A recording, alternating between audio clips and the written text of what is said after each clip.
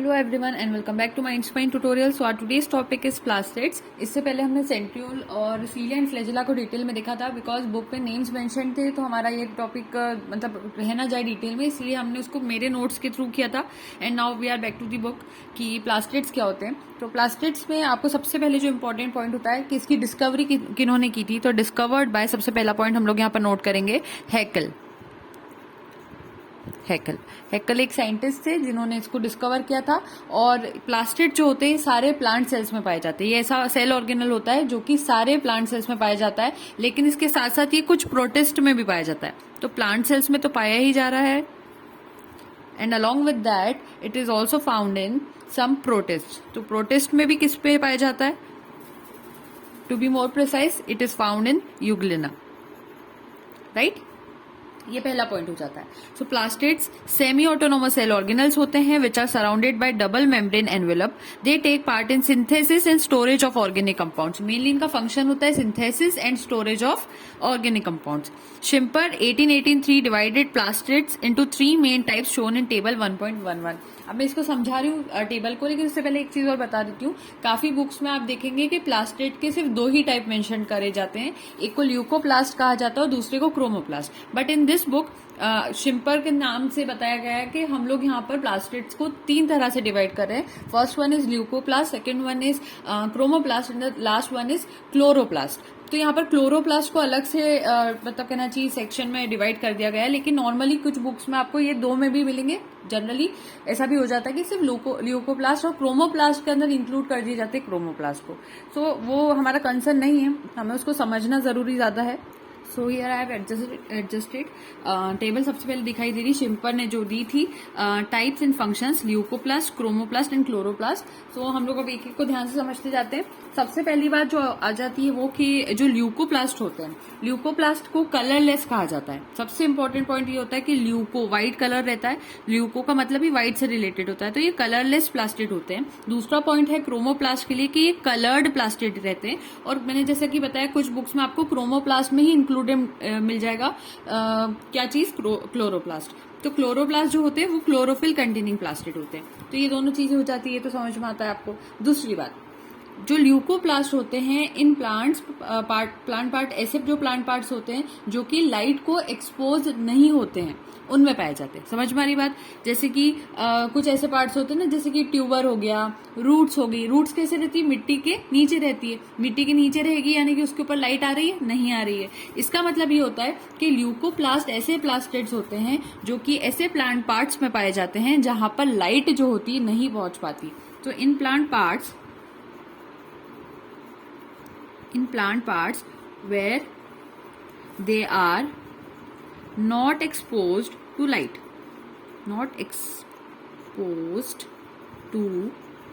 light, समझ में आया? ये डेफिनेशन जैसा हो गया। ऐसे प्लांट पार्ट्स में पाए जाते हैं जो कि लाइट से एक्सपोज नहीं होते हैं। जैसे कि एग्जाम्पल आ जाता है ट्यूबर का, रूट्स का, राइजोम्स का। ठीक है, राइजोम्स भी लिखी देती हूँ, पूरे नोट्स कंप्लीट ही बन जाएंगे। राइजोम्स का एटसेट्रा। और इनका मेन फंक्शन होता है स्टोरेज ऑफ फूड करवाना, जैसे कि storage of starch, storage of protein, storage of fat. ये तीनों चीज क्या है? फूड है। तो फूड का स्टोरेज करवाने में ये हेल्प करते हैं। इनके अंदर कोई कलर नहीं पाया जाता है। ऐसे प्लास्टिड्स को हम ल्यूकोप्लास्ट कहते हैं। फाइन, नेक्स्ट पॉइंट देखते हैं, क्रोमोप्लास्ट। क्रोमोप्लास्ट ऐसे प्लास्टिड्स होते हैं जो कि ऐसे प्लांट पार्ट्स में पाए जाते हैं जो कि एक्सपोज्ड टू लाइट होते हैं। एक्सपोज्ड टू लाइट वहां पाए जाते हैं, कलर्स से रिलेटेड होते हैं। ठीक है, अब कैसे लाइट से कलर्ड, कैसे लाइट से एक्सपोज होंगे और क्यों कलर आएगा उसको समझते हैं। जैसे कि लीफ में पाए जाएंगे, ठीक है, पेटल्स में पाए जा सकते हैं, फ्रूट्स में पाए जा सकते हैं। तो इन जगहों पर जो प्लास्टिड्स होते हैं वो कौन से होते हैं? क्रोमोप्लास्ट होते हैं, क्योंकि लीफ पर, पेटल्स पर, फ्रूट्स पर, इन सभी जगहों पर लाइट से वो चीजें एक्सपोज होती है, इन पर लाइट आकर गिरती है। समझ में आ रही बात? उसी तरह से यहाँ पर हमारे ये वाले पार्ट्स एक्सपोज नहीं हो रहे थे लाइट में, तो ये काम क्या करते थे? स्टोरेज का करते थे। लेकिन अब इनके पास कलर्स है तो इनका काम क्या हो जाएगा? यहाँ पर इनका काम हो जाएगा जैसे कि अट्रैक्शन से रिलेटेड, जैसे पॉलिनेटिंग एजेंट्स को अट्रैक्ट करना हो, इन सब चीजों में इनका रोल प्ले होता है। तो एग्जाम्पल यहाँ पर लिख सकते हैं हम, इनका रोल प्ले क्या हो जाएगा। यहाँ लिखा नहीं है तो मैं लिख देती हूँ रोल। पॉलिनेटिंग एजेंट्स को अट्रैक्ट करना, इस टाइप के इनके फंक्शन होते हैं क्रोमोप्लास्ट के, इसीलिए ये कलर प्रोवाइड कर रहे हैं इन चीजों को। इसे अदर देन ग्रीन होते हैं, सच एज इसमें ग्रीन वाले नहीं आते, इन्होंने यहाँ बुक में उसको अलग से कर दिया है जैसे मैंने आपको बताया था। तो इसमें ग्रीन नहीं होते, इसमें सिर्फ कौन से कलर्स आ रहे हैं, क्योंकि ग्रीन को हमने क्लोरोप्लास्ट में इंक्लूड कर लिया है। तो यहाँ क्रोमोप्लास्ट में कौन से कलर्स आ जाएंगे, red, yellow, orange, as found in tomato, carrot, bell peppers etcetera. ठीक है, नेक्स्ट देखते हैं chloroplast. Chloroplast chlorophyll containing plastids होते हैं। इनका शेप और साइज वेराई करता है डिफरेंट सेल्स में within species. In higher plants chloroplast में बी ओवॉइड, स्फेरॉइड और disc shaped, but mostly they are lens shaped. So book में हमने देखा अभी कि यहाँ 3 तरह के प्लास्टेड्स हो सकते हैं। ल्यूकोप्लास्ट के अंदर अगेन अमाइलो, एल्यूरो एंड इलायोप्लास्ट। तो उसके यहाँ पर थोड़े से एक्स्ट्रा इन्फॉर्मेशन देनी थी, इसलिए मैं यहाँ पर नोट्स में इंक्लूड कर रही हूँ। अमाइलोप्लास्ट जैसे कि आपको पता है यहाँ पर क्या स्टोरेज होता है, तो स्टोरेज ऑफ कार्बोहाइड्रेट्स को कार्ब्स लिख रही हूँ यहाँ पर, उनका अमाइलोप्लास्ट में होता है। उसी तरह से यहाँ पर स्टोरेज ऑफ क्या होता है, यहाँ पर प्रोटीन होता है, प्रोटीन, इसीलिए इनका एक और नाम होता है, इन्हें प्रोटियोप्लास्ट भी कहते हैं। सो वन मोर नेम, प्रोटियोप्लास्ट, इनको प्रोटियोप्लास्ट भी कहा जाता है। लास्ट वन इज इलायोप्लास्ट, इनमें फैट स्टोरेज से रिलेटेड होता है, तो ये फैट स्टोरेज आ जाएगा। अब एग्जांपल की बात करते हैं। सो अमाइलोप्लास्ट में क्या चीजें आ सकती है, देखो अगर स्टोरेज ऑफ कार्बोहाइड्रेट्स हो रहा है तो आप कार्बोहाइड्रेट्स के पहले एग्जांपल सोच सकते हो, इसमें क्या क्या चीज आ जाएगी, पोटैटो का ट्यूबर आ जाएगा, व्हीट आ जाएगा। तो पोटैटो, ट्यूबर, व्हीट। अच्छा, वन मोर थिंग, एक स्टूडेंट को मैंने एक बार कॉपी में देखा था, उसने पोटैटो ट्यूबर की जगह पर ट्यूमर लिखा था। तो बी वेरी केयरफुल स्टूडेंट, छोटी छोटी चीजें होती है, tuber is something different and tumour is something different. Tumour आप कैंसर सेल्स और उस सब चीजों में पढ़ते हैं, जब मैंने आपको स्टेम सेल्स पढ़ाए थे उसमें बताया था ट्यूमर फॉर्मेशन और इन सब चीजों के बारे में थोड़ा बहुत। तो tuber and tumour is something different, so please be very careful while writing your examinations. तो ये वाली चीज होती है। दूसरी चीज होती है व्हीट। व्हीट भी आपको पता ही है, व्हीट जो होता है उसको कार्बोहाइड्रेट्स में इंक्लूड किया जाता है, इसलिए वो यहाँ पर अमाइलोप्लास्ट में आ जाते हैं। Next one is aleuroplast. Aleuroplast को प्रोटियोप्लास्ट भी कहते हैं, प्रोटीन का स्टोरेज करते हैं। क्वेश्चन एग्जाम में ऐसा आता है कि कौन से प्रोटीन की बात की जा रही है, तो कौन सा प्रोटीन स्टोर करते हैं उसको कहते हैं aleurone protein. Fine, aleurone protein नाम होता है। एग्जाम्पल कहाँ पे पाया जाता है, जो मेज होता है, मेज की जो कवरिंग होती है, आपने देखा होगा मेज कुछ इस टाइप से दिखाई देता है, ये उसकी कवरिंग होती है। तो यहाँ पर इस कवरिंग के उधर ही जो एल्यूरॉन प्रोटीन होता है वो पाया जाता है। नेक्स्ट वन इज इलायोप्लास्ट, ये फैट स्टोरेज से रिलेटेड होता है। एग्जाम्पल, अब फैट स्टोरेज वाली सीड्स कौन कौन सी हो सकती है, कैस्टर सीड्स आ जाएंगी, ठीक है। उसके बाद आ जाएगी ग्राउंड नट्स। ग्राउंड नट्स में बहुत हाई कंटेंट में फैट होता है, ऑयल होता है, उसी से हम ऑयल भी बनाते हैं। सनफ्लावर सीड्स, सनफ्लावर सीड्स में से भी ऑयल निकलता है, ये भी आपको पता होगा। और सनफ्लावर सीड्स तो मतलब आपको थोड़ा सा एक्स्ट्रा इन्फॉर्मेशन दे रही हूँ, जैसे कि गर्ल्स की केसेस में मेंस्ट्रुअल साइकिल में काफी बुक्स में ऐसा दिखाया जाता है कि sunflower seeds are very helpful for maintaining the menstrual cycle. उस पर पूरा रहता है, सीड साइकिलिंग ऐसा कुछ कहते हैं उसको। I am not very sure about that, क्योंकि वो ट्रीटमेंट जैसी चीज होती है, but still for your somewhat extra information we are sharing this knowledge here.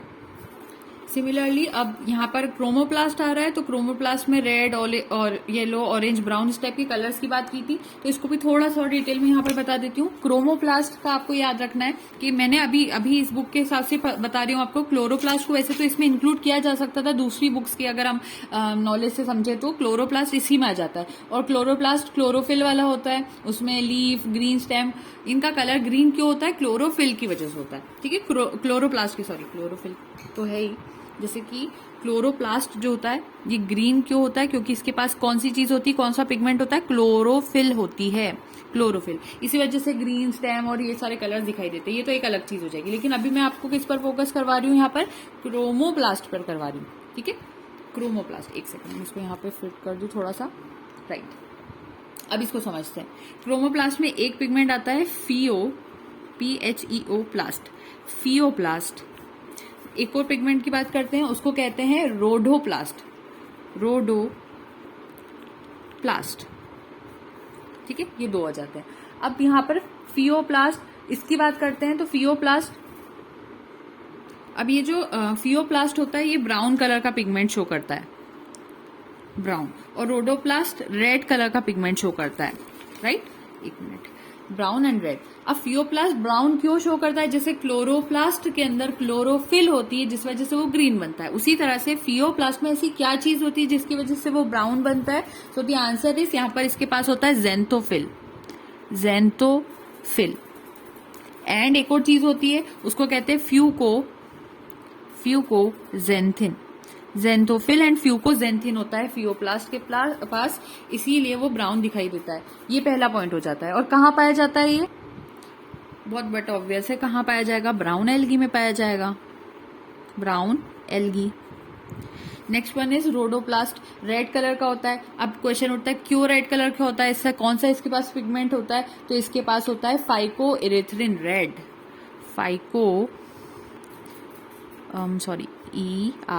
Erythrin, phyco erythrin होता है इसके पास, फाइको इरिथ्रिन, और इसी वजह से ये रेड होता है। और ये किसके पास पाया जाएगा? अगेन बट ऑब्वियस है, रेड एल्गी के पास पाया जाएगा।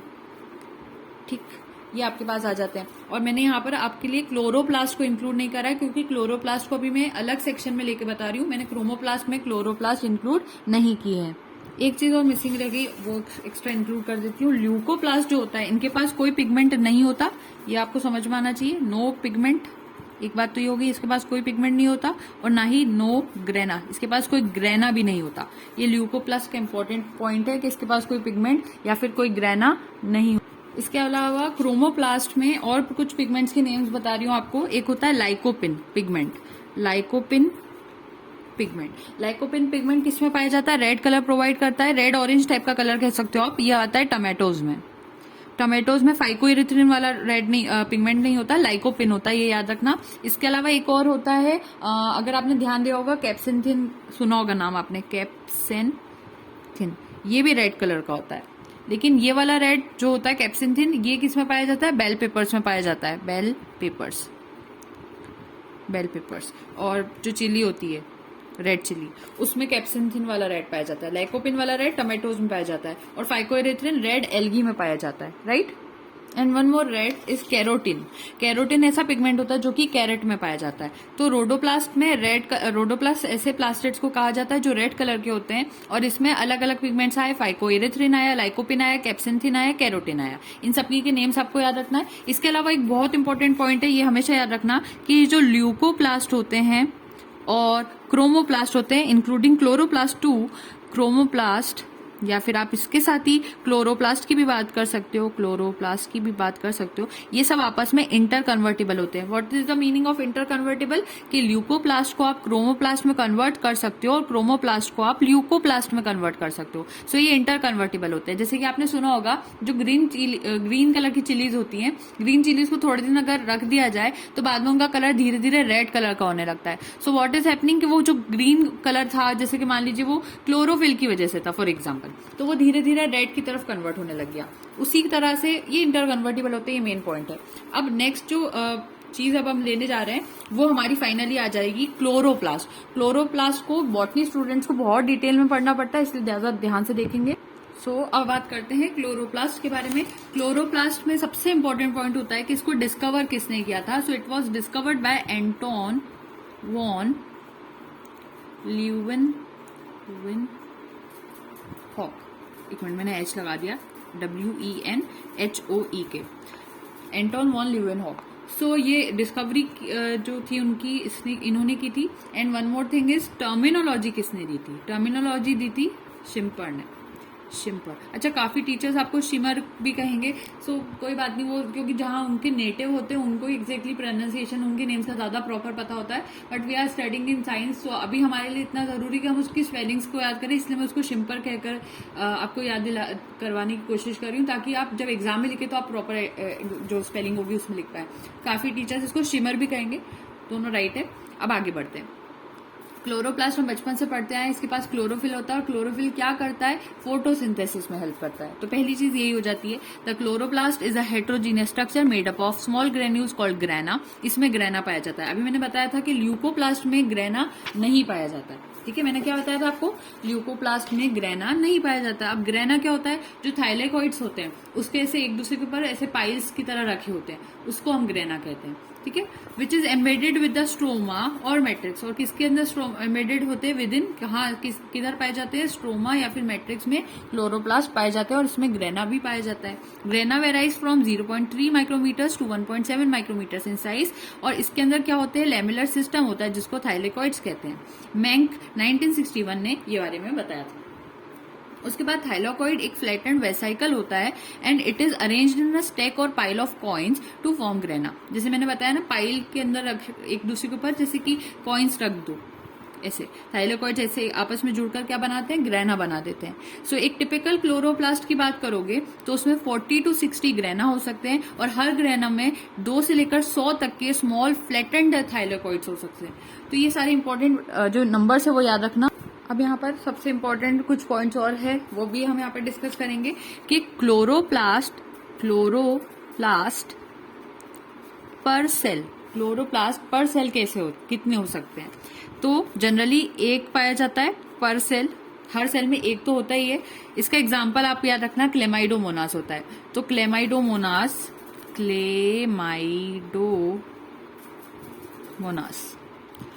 यूरोथ्रिक्स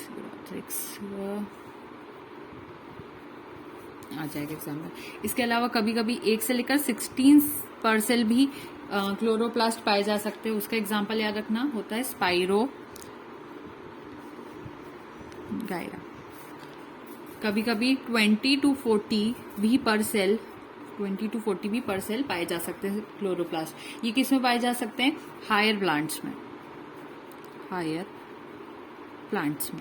इसके अलावा एक और केस होता है 500 क्लोरोप्लास्ट पर सेल भी देखने को मिलते हैं। वो किस में देखने को मिलते हैं, कारा। और कारा में भी उसके जो इंटरनोडल सेल्स होते हैं वहां पर आपको देखने को मिलते हैं। समझ में आ रही बात। अब शेप्स की बात कर ली जाएगी। यहाँ पर शेप्स में हमेशा याद रखना कि जो अलग अलग शेप्स हो सकते हैं, जैसे कि कप शेप या फिर हॉर्स शू शेप कहा जाता है पहले वाले को। ये किस में पाया जाता है, ये क्लेमाइडोमोनास में पाया जाता है। क्लेमाइडोमोनास जैसे कि शेप कैसा होता है, मैंने अभी बताया क्लेमाइडोमोनास में एक क्लोरोप्लास्ट होता है। तो ये मान लीजिए उसका शेप है, और सॉरी ये क्लेमाइडोमोनास है और ये इसके अंदर कप जैसा ये जो चीज है ये एक ही होता है। वो एक क्या है, वो ही इसका क्लोरोप्लास्ट है। तो ये इसका क्लोरोप्लास्ट हो गया। ठीक है। उसी तरह से एक शेप होता है गर्डल शेप। गर्डल शेप इसमें पाया जाता है, यूलोथ्रिक्स में पाया जाता है। और अभी मैंने बताया यूलोथ्रिक्स में कितने नंबर होते हैं क्लोरोप्लास्ट के, तो वो हो सकते यूलोथ्रिक्स कह दिया, सॉरी मैंने यूलोथ्रिक्स में तो होता है, लेकिन गर्डल शेप होता है। तो अगेन यूलोथ्रिक्स में मैंने आपको क्लेमाइडोमोनास के साथ बताया था कि एक ही होता है, इसके पास भी एक ही होता है। तो इसका शेप ड्रॉ कर लेते हैं हम। इसका शेप कैसा होता है कि नॉर्मली फॉर एग्जांपल ये सरफेस है, तो सबसे पहले इसके ऊपर एक चीज होती है, इसको कहते हैं होल्ड फास्ट। तो ये जो होल्ड फास्ट होता है, इसके अंदर तो कोई क्लोरोप्लास्ट नहीं होता, यहाँ तो कोई क्लोरोप्लास्ट नहीं होता, तो मैंने इसको माइनस लिख दिया। पर इसके ऊपर हो सकता है, तो अब इसके ऊपर कुछ पार्ट्स होते हैं, वहां पर मिल जाएगा आपको। तो ये आपको समझ में आ गया होगा। ये कुछ सेल्स हैं, तो हर सेल में एक एक इनका क्लोरोप्लास्ट होगा। और गर्डल शेप ना सी टाइप का होता है, जैसे ऐसा दिखाई देता है। देखो मैं बना के बताती हूँ गर्डल शेप कैसा होता है। थोड़ा सा ये सी जैसा बन गया और फिर बस ऐसे कर दो। ठीक है, ये गर्डल शेप होता है, थोड़ा सी तरह का होता है। अब थर्ड शेप को डिस्कस करते हैं। थर्ड शेप होता है यहाँ पर रिबन शेप। थर्ड शेप को मैं यहाँ लिख रही हूँ, रिबन शेप। रिबन शेप होता है, ये किस में पाया जाता है, ये स्पाइरो गायरा में पाया जाता है। अब स्पाइरो गायरा में मैंने अभी कितने बताए थे आपको, 1 से लेकर 16 पर सेल हो सकते हैं। ठीक है, ये हमने बात की थी। अब इसका डायग्राम। अब रिबन कैसे हो सकती है, ऐसे ही स्पाइरो गायरा बना रहे हैं हम। फिर थोड़ा सा 16 हो सकती है एक ही सेल में। थोड़ा सा डायग्राम अब हो रहा है, पर ठीक है बनाते हैं। कुछ भी बना दिया वैसे, अभी तो मैंने समझाने के लिए आपको। तो इस टाइप का शेप होता है रिबन शेप। ठीक है, स्पाइरो गायरा में। इसके अलावा एक शेप और होता है, इसको बोलते हैं ओवल या फिर डिस्कॉइडल। ये ओवल और डिस्कॉइडल हायर प्लांट्स में पाया जाता है। हायर प्लांट्स में हमने क्या बात की थी, कितने हो सकते हैं। यहाँ पर आपने ये डायग्राम अगर याद करा होगा, 20 to 40 पर सेल क्लोरोप्लास्ट हो सकते हैं। तो ये ओवल शेप तो आपको पता है कुछ इस टाइप से होता है, डिस्कॉइडल टाइप। समझ में आ रही बात। अब इसको हम ड्रॉ करते हैं थोड़ा डिटेल में, क्योंकि अब हायर प्लांट्स पर आ गए तो इंपॉर्टेंट है। अच्छा, एक चीज और याद रखना कि ये जो क्लोरोप्लास्ट होते हैं, क्लोरोप्लास्ट 2 तरह के होते हैं, grana containing and A grana जिसमें ग्रेना नहीं होता। ठीक है, अभी मैं डायग्राम बता दूं, फिर बात को और डिटेल में समझाऊंगी आपको। अभी देख समझते हैं। एक होती है यहाँ पर आउटर मेम्ब्रेन और एक होती है यहाँ पर, ये आउटर मेम्ब्रेन है, तो एक होती है इधर वाली अंदर वाली इनर मेम्ब्रेन। आउटर मेम्ब्रेन में हमेशा याद रखना लेस प्रोटीन पाया जाता है, लेस प्रोटीन पाया जाता है। और जो इनर मेम्ब्रेन होती है इसके पास मोर प्रोटीन होता है, मोर प्रोटीन होता है। ठीक है, आउटर मेम्ब्रेन जो होती है वो परमिएबल होती है, परमिएबल होती है। वहीं इनर मेम्ब्रेन की बात करें तो ये सिलेक्टिवली परमिएबल होती है, सिलेक्टिवली परमिएबल होती है। ये दूसरा पॉइंट हो गया, परमिएबल होती है। इसके अलावा यहाँ बीच में जो चीज पाई जाती है यहाँ, इसको क्या कहते हैं, इसको स्ट्रोमा कहते हैं। ठीक है, स्ट्रोमा। और स्ट्रोमा बहुत रिच होता है किसमें, एंजाइम्स में। इसमें बहुत सारे एंजाइम्स पाए जाते हैं और वो एंजाइम्स क्या करते हैं, बहुत सारी डार्क रिएक्शंस को करवाते हैं, डार्क रिएक्शंस करवाने में हेल्प करते हैं ये एंजाइम्स। और इसमें से एक यहाँ पर प्रोटीन भी पाया जाता है जिसको कहते हैं रूबिस्को। और रूबिस्को के लिए इंपॉर्टेंट पॉइंट हमेशा याद रखना कि ये मोस्ट अबंडेंट प्रोटीन है, सबसे ज्यादा पाया जाने वाला protein is known as rubisco. तो वो इस स्ट्रोमा के अंदर ही पाया जाता है। ये बात समझ में आ रही है आपको? मैंने और डिटेल में अभी यहाँ पर डायग्राम बनाया, अब ध्यान से देखो क्लोरोप्लास्ट का ये वाला डायग्राम। अब यहाँ पर क्या होता है कि जो इनर मेम्ब्रेन होती है एक इनवेजिनेशन शो करती है और वहां पर उसके आगे क्या बन जाते हैं, बहुत सारे थाइलेकॉइड्स बन जाते हैं। और मैंने अभी बताया था थाइलेकॉइड्स के स्टैक को, पाइल्स को हम ग्रेना का नाम देते हैं। तो और भी यहाँ पर मैंने ड्रॉ किए। और यहाँ पे ये जो इनवेजिनेशन बना था उसको कहते हैं स्ट्रोमा लेमिले, ये ई है। ठीक है, स्ट्रोमा लेमिले। तो ये एक साथ अगर बात की जाए तो ये ग्रेना है और एक की बात की जाए तो ये थाइलेकॉइड है, ये इसमें पाया जा रहा है। दूसरी चीज यहाँ पर इसका, मैंने अभी सबसे शुरू में आपको जो पॉइंट बताया था वो ये बताया था कि ये सेमी ऑटोनोमस ऑर्गेनल होते हैं। तो सेमी ऑटोनोमस ऑर्गेनल जैसे माइटोकॉन्ड्रिया भी होता है, इनको सेमी ऑटोनोमस क्यों कहते हैं, क्योंकि इनके पास अपना खुद का जेनेटिक मटेरियल होता है। तो इसके पास इसका खुद का जेनेटिक मटेरियल है, सर्कुलर डीएनए, साथ में इसके पास राइबोसोम्स भी होते हैं। और राइबोसोम्स कौन से वाले होते हैं, इसके पास 70S राइबोसोम्स होते हैं। तो इसके पास क्या क्या चीज होगी, इसके पास ग्रेना है, ये ग्रेना रहा, और इसके पास इसका सर्कुलर डीएनए है, इसके पास इसके राइबोसोम्स और इसके पास बहुत सारे एंजाइम्स है जो कि डार्क रिएक्शन में हेल्प करते हैं। और रूबिस्को जो कि मोस्ट अबंडेंट प्रोटीन है वो भी इसके पास। इसके साथ साथ ये बहुत सारे डाइवेलेंट आयंस में भी रिच होता है। इसमें मैग्नीशियम, मैग्नीज, आयरन के आयंस आ जाते हैं, सारी चीजें इसके अंदर देखने को मिलती है। तो डाइवेलेंट आयंस भी इसमें पाए जाते हैं, ये एक और पॉइंट हो गया। और सबसे इंपॉर्टेंट चीज कि इसमें क्या पाया जाता है, क्योंकि ये क्लोरोप्लास्ट है तो इसके अंदर पाया जाता है क्लोरोफिल पिगमेंट। ये ग्रीन कलर से मैंने शो कर दिया आपको, क्लोरोफिल पिगमेंट भी यहाँ पर पाया जाता है। रियली सॉरी, मैंने गलती से यहाँ पर ड्रॉ कर दिया, मेरा ध्यान नहीं था। मैं अभी राइबोसोम जैसे उसको ड्रॉ कर रही हूँ, ये बहुत बड़ी मिस्टेक हो जाएगी, एक ब्लंडर हो जाएगा ये। तो यहाँ पर क्लोरोफिल जो होता है वो ये जो थाइलेकॉइड्स होते हैं ना इसके अंदर ड्रॉ करते हैं, यहाँ अंदर थाइलेकॉइड्स में होता है ये। ठीक है, जो थाइलेकॉइड्स होते हैं वहां होते हैं। बिल्कुल मेरा ध्यान थोड़ा सा स्लिप हो गया था माइंड, तो मेरे ध्यान से चूक गया, मैंने क्लोरोप्लास्ट का ड्रॉ किया। ये आपको बहुत इंपॉर्टेंट है, याद रखना थाइलेकॉइड्स के अंदर क्लोरोफिल होता है। ठीक है, ये हो गई बात। अब क्लोरोफिल वहां पर पाया जाता है, तो अगर मैं उसका थोड़ा सा डायग्राम आपको बताऊं इन थाइलेकॉइड्स को और थोड़ा डिटेल में बड़ा करके हम देखें, क्योंकि वहां बहुत छोटा हो रहा है, तो आप समझेंगे ना, तो थाइलेकॉइड्स ऐसे दिखाई देते हैं। फिर इसके बाद एक और आ जाता है।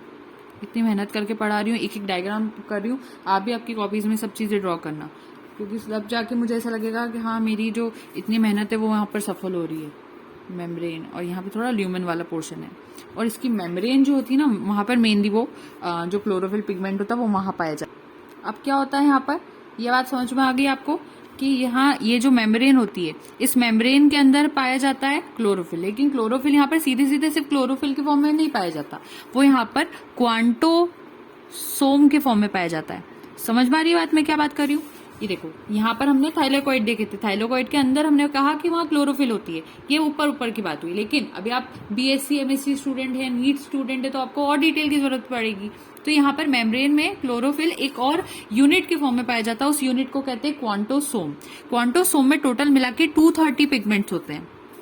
क्वांटोसोम में कितने पिगमेंट्स होते हैं? 230 पिगमेंट्स होते हैं। और उनके नेम्स क्या हो सकते हैं, वो कौन कौन से होते हैं? वहीं पर एक होता है क्लोरोफिल, यहाँ क्लोरोफिल पाया जाता है। तो कोई पूछ ले कि क्लोरोफिल थाइलेकॉइड्स के अंदर कहाँ पाया जाता है, तो क्वांटोसोम यूनिट में पाया जाता है। इसके अलावा और भी कुछ पिगमेंट्स होते हैं जैसे कि कैरोटिनॉइड्स, वहां भी पाया जाता है। उसके अलावा जेंथोफिल PHYLL जेंथोफिल में भी पाया जाता है। इसके अलावा फाइकोबिलिन्स इसमें भी पाया जाता है। इतनी सारी जगहों पर ये पाया जाता है। समझ में आ रही बात? इसके अलावा वहां पर एक लाइट हार्वेस्टिंग कॉम्प्लेक्स जिसको हम LHC कहते हैं वो भी पाया जाता है, जिसमें PS1 फोटोसिंथेटिक 1 कॉम्प्लेक्स और फोटोसिंथेटिक सेकंड यानी 2 कॉम्प्लेक्स भी पाया जाता है। इसमें ये कौन सी वेवलेंथ वाले रहते हैं, 700 नैनोमीटर्स वाले होते हैं और ये 800 नैनोमीटर्स वाले होते हैं और दोनों में क्लोरोफिल A रहता है, पाया जाता है। तो ये डिटेल में मैं जब आपको प्लांट्स का जो मॉर्फोलॉजी नहीं कहना चाहिए, सॉरी, फिजियोलॉजी पढ़ाऊंगी तब बताऊंगी डिटेल में। अभी इतना काफी है कि जो थाइलेकॉइड्स होते हैं उसमें क्लोरोफिल होता है, कैरेटिनॉइड्स होते हैं जिसको मिला के अभी मैंने क्वांटोसोम तो बताया था। इसके अलावा फोटोसिस्टम 1 और 2 भी पाया जाता है, cytochrome, plastoquinone, plastocyanin, ATP synthetase, light harvesting complex, LHC, सभी चीजें पाई जाती है। ATP synthetase is present in the stromal surface of grana and PS2 is mostly present in the stacked membrane of grana. ठीक है। Stroma is a gel-like fluid phase that surrounds thylakoids. It contains 50% of chloroplast proteins. It has double-stranded circular DNA and 70S type of ribosomes. अब यहाँ पर diagram आ जाता है आपका structure of chloroplast का। Function क्या होता है क्लोरोप्लास्ट का? The main function of chloroplast is photophosphorylation, electron transport, photosynthetic carbon reduction cycle, PCR and C4 pathway.